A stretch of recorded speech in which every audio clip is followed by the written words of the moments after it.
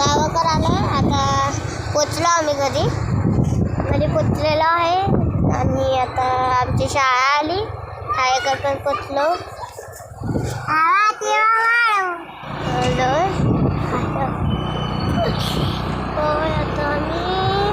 आता चला आता पोचलो आता घरी. चला ना पप्पा टाकाकड.